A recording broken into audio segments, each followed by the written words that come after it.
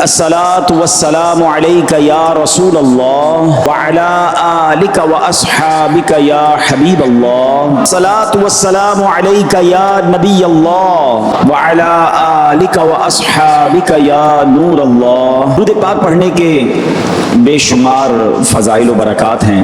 مولا علی کرم اللہ تعالی وجہ الکریم اس حدیث کے راوی ہیں۔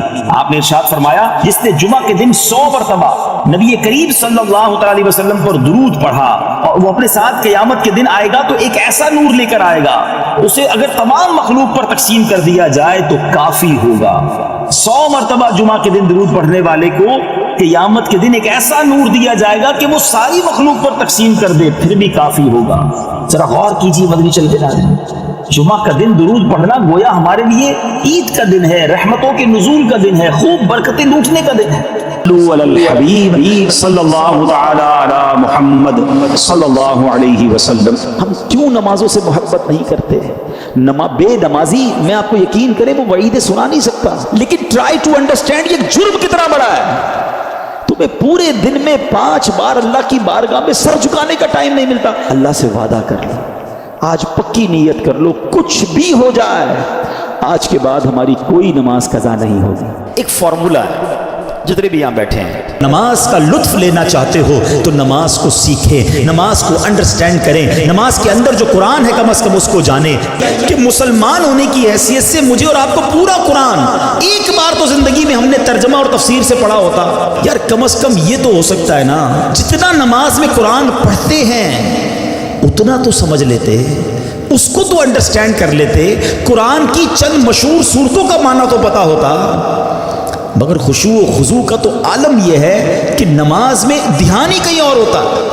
لوگ کہتے بھی ہمارا دھیان کہیں اور ہوتا ہے، وہ مشہور چٹکلا ہے نا کہ ایک صاحب آئے، عشاء کی جماعت چلی گئی، رونے لگ گئے، تو نمازیوں نے کہا یار نہیں رو بھائی، اتنی نماز سے محبت، اتنی جماعت سے محبت کہ جماعت چلی گئی آپ رو رہے۔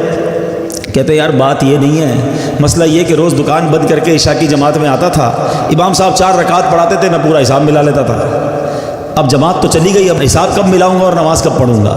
ایکچولی نماز کیا ہے؟ اللہ کی بارگاہ میں حاضری ہے۔ آپ کسی بہت بڑی شخصیت کے پاس، بڑے سیٹھ کے پاس، جس کے پاس آپ کی فائل رکی ہوئی ہو، اس افسر کے پاس جائیں تو دھیان کدھر ہوتا ہے؟ بالکل اس کی طرف فوکس، ہاتھ بندھے ہوئے، سر میرا چھوٹا سا کام، پلیز سائن کر، اتنی اس سے لجاجت، اس کی طرف فوکس۔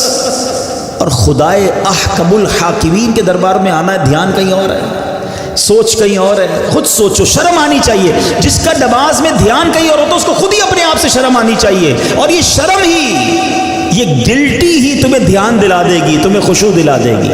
اور دوسری بات کہ آپ ایٹ لیسٹ کم از کم 30واں پارہ ترجمہ تفسیر سے 2-3 بار پڑھ لیں، جب پتہ چلے گا نا کہ آپ بات کیا کر رہے ہو۔ الحمدللہ رب العالمین الرحمن الرحیم مالک یوم الدین، اب آپ قرآن کے ساتھ ہوں گے، نور کے دریا میں تیر رہے ہوں گے، رحمان کی بات ہو رہی ہے، رحیم کی بات ہو رہی ہے، اب اللہ سے التجا ہو رہی ہے، ایاک نعبد و ایاک نستعین، اے اللہ ہم تیری ہی عبادت کرتے ہیں، تجھی سے مدد چاہتے ہیں، اب آگے چلیں گے، اے اللہ اس راستے پر چلا دے جو تیرے پسندیدہ بندوں کا راستہ ہے، اس راستے سے بچا لے جو تیرے غضب والوں کا راستہ ہے۔ اب جناب رحمت کی آیتیں آئیں گی، دل جھومنے لگے گا، عذاب کی آیتیں آئیں گی، آنسو بہنے لگیں گے۔ واللہ میری بات کو سمجھ لو، جس کو قرآن سمجھ آنے لگ گیا نا، کبھی کبھی جب اچھا قاری تلاوت کرتا ہے، امام صاحب تلاوت کرتے ہیں نا، جن کو قرآن سمجھ آ رہا ہوتا ہے نا، وہ کہتے ہیں امام صاحب رکوع میں نہ جائیں، اور تلاوت کریں، اللہ کی اور باتیں سنائیں، ہمیں اور قرآن کی باتیں سنائیں، کیونکہ قرآن کے ساتھ وہ اٹیچ ہو جاتے ہیں۔ لیکن جس کو انڈرسٹینڈنگ ہی نہیں ہے اس کو کیا فائدہ ہوگا؟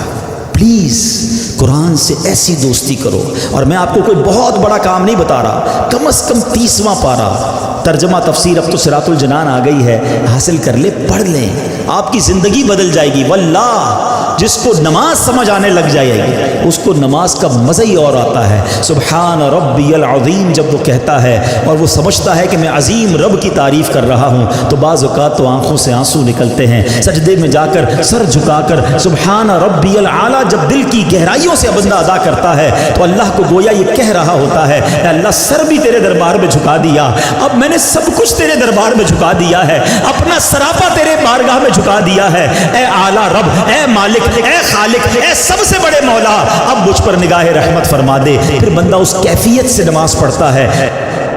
حضرت سیدنا سلمان فارسی رضی اللہ تعالیٰ عنہ فرماتے ہیں ایک شخص کو دنیا کی دولت سے بہت نوازا گیا، بڑا مالدار شخص تھا، اور ایک وقت ایسا آیا کہ اس کا سب کچھ جاتا رہا، تو وہ اللہ عز و جل کی حمد و ثنا کرنے لگا، یہاں تک کہ اس کے پاس بچھانے کے لیے صرف ایک چٹائی رہ گئی۔ اب پھر بھی وہ اللہ عز و جل کی حمد و ثنا میں مصروف تھا، تو ایک دوسرے مالدار شخص نے اس چٹائی والے سے پوچھا کہ تیرے پاس تو رائی کچھ نہیں، بڑا پیسہ تھا، بڑا مال تھا، اب فقط چٹائی رہ گئی ہے، اب اللہ کا شکر کس بات پر ادا کر رہا ہے؟ تو وہ فرماتا ہے، وہ کیا کہتا ہے کہ میں ان نعمتوں پر اللہ عز و جل کا شکر ادا کرتا ہوں، اگر میں ساری دنیا کی دولت دے دوں پھر بھی وہ مجھے نعمتیں نہیں ملے گی۔ تو اس نے پوچھا وہ کیا ہے؟ تو اس نے جواب دیا کہ آنکھ، کان، ناک، میرے ہاتھ پاؤں یہ نہیں دیکھتے؟ کیا یہ اللہ عز و جل کی بڑی نعمتیں نہیں؟ یہ ساری دنیا کی دولت دے دوں پھر بھی مجھے نہیں ملے گی۔ تو مال چلا گیا، چٹائی پر ہے، مگر زبان پر پھر بھی اللہ کا شکر ہے۔ پیچھے پیچھے اسلامی بھائی ایک اور واقعہ سنیے کہ دعوت اسلامی کے اشاعتی ادارے مکتبۃ المدینہ کی مطبوعہ 303 صفحات پر مشتمل کتاب آنسوؤں کا دریا صفحات 211 پر ہے کہ اہل دمشق میں سے ایک شخص جس کا نام ابو عبد الرب تھا، یہ شخص پورے دمشق میں سب سے زیادہ مالدار، ریچسٹ، سب سے بڑا پیسے والا، ایک مرتبہ وہ سفر پر نکلا تو ایک نہر کے کنارے چراگاہ تھی جہاں جانور چرتے تھے، وہاں اس کی رات ہو گئی، اس نے وہیں پڑاؤ ڈال دیا۔ اسے چراگاہ کی ایک طرف سے آواز سنائی دے رہی تھی کہ کوئی اس کونے سے اللہ عز و جل کی کثرت کے ساتھ تعریف بیان کر رہا تھا، رب کا شکر بیان کر رہا تھا۔ وہ شخص اس آواز کی تلاش میں نکلا، ڈھونڈتے ڈھونڈتے اس کو ایک اور شخص نظر آیا جو بڑا غریب سا شخص تھا، چٹائی پر لیٹا ہوا تھا۔ اس نے شخص کو سلام کیا اور کہا کہ تم کون ہو؟ اس نے کہا میں مسلمان ہوں۔ اس دمشقی نے پوچھا یہ تم نے کیا حالت بنا رکھی ہے؟ تو اس نے جواب دیا یہ نعمت ہے جس کا شکر ادا کرنا مجھ پر واجب ہے۔ یہ مالدار شخص نے کہا نعمت کدھر ہے؟ تم چراگاہ میں ایک کونے میں چٹائی پر پڑے ہوئے ہو، کوئی تمہارے پاس پراپرٹی نہیں، کوئی بڑا سرمایہ نہیں، یہ کس بات پر تم اللہ کا شکر ادا کر رہے ہو؟ تو وہ کیا کہتا ہے؟ اللہ تعالیٰ نے مجھے پیدا فرمایا تو میری تخلیق کو اچھا کیا اور مجھے مسلمانوں میں پیدا فرمایا اور میرے اعضاء کو درست کیا، اور جن چیزوں کا ذکر مجھے ناپسند ہے انہیں چھپایا، تو جو میری طرح شام کرتا ہو اس سے بڑھ کر نعمت والا کون ہوگا؟ اب یہ مالدار شخص اس کی باتیں سن کے ہکا بکا رہ گیا کہ اس حال میں بھی اتنی ساری نعمتیں بھی گنوا دی اور اللہ کا شکر بھی ادا کر رہا ہے۔ اب اس مالدار نے اسے کہا کہ آپ ذرا میرے ساتھ چلنا پسند کریں گے؟ تو اس چٹائی پر لیٹے ہوئے شخص نے کہا کہ کیوں لے جانا چاہتے ہو؟ کہا حضور میں آپ کو اپنے ساتھ لے جانا چاہتا ہوں، کنارے پر ٹھہرے ہوئے ہیں آپ، نہر کے کنارے ہیں، کچھ کھانا وغیرہ آپ کو کھلاؤں گا، آپ کو کچھ خدمت کروں گا، کوئی آپ کو ایسا بستر وغیرہ دلا دوں تاکہ آپ چٹائی سے فارغ ہو جائیں۔ تو وہ اللہ کا شکر گزار بندہ کیا کہتا ہے؟ وہ کہتا ہے کہ مجھے ان چیزوں کی حاجت نہیں۔ اس نے اس مالدار کے ساتھ جانے سے انکار کر دیا۔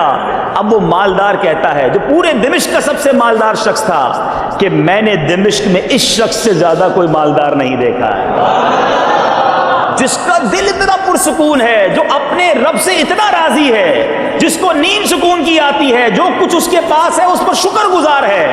ارے اصل مالدار تو یہی شخص ہے۔ میں نے 2 واقعات مدنی چینل کے ناظرین اور یہاں ہفتہ وار اجتماع میں موجود اسلامی بھائیوں آپ کے سامنے پیش کی۔ دونوں واقعات ہمیں کچھ سکھا رہے ہیں۔ ایک طرف وہ لوگ ہیں جو بہت کچھ رکھتے ہوئے بھی ناشکری کرتے ہیں، ایک طرف وہ ہیں کہ جن کے شکوے ختم ہی نہیں ہوتے، جن کی زبان پر شکر سنا ہی نہیں جاتا، جو ہر کسی کو یہ کہتے نظر آتے ہیں کہ میرے پاس ہے ہی کیا، میرے پاس نعمتیں ہی نہیں ہیں، فلاں کو دیکھو اسے اللہ نے کتنا دیا ہے، میں تو پیچھے رہ گیا، میں تو نقصان میں رہا، مجھے کچھ ملا ہی نہیں ہے، میں پریشان، میں دکھی۔ میٹھے میٹھے اسلامی بھائیوں، وہ شخص غور کرے کہ یہ ناشکری، یہ اللہ تبارک و تعالیٰ کی بارگاہ میں یہ جو شکوے شکایات ہیں، کہیں یہ نقصان اور مزید بربادی کا باعث نہ بنے۔ ہمارے پاس واقعی اتنی نعمتیں ہیں، انشاءاللہ آگے ہم سنیں گے کہ اگر ان نعمتوں کا شمار کرنے کی کوشش کریں تو ہم شمار بھی نہیں کر سکتے۔ آج انشاءاللہ کچھ ریئلائز کرتے ہیں، کچھ سمجھتے ہیں۔ میں جانتا ہوں یہ ایک ایسے علاقے میں میرا بیان ہے جہاں بہت امیر و کبیر لوگ نہیں رہتے، ہیں، ہو سکتا ہے اس میں کوئی ایسا میرا بھائی بھی بیٹھا ہو جو بے روزگار بھی ہو، کوئی میرا ایسا بھائی بھی بیٹھا ہو جو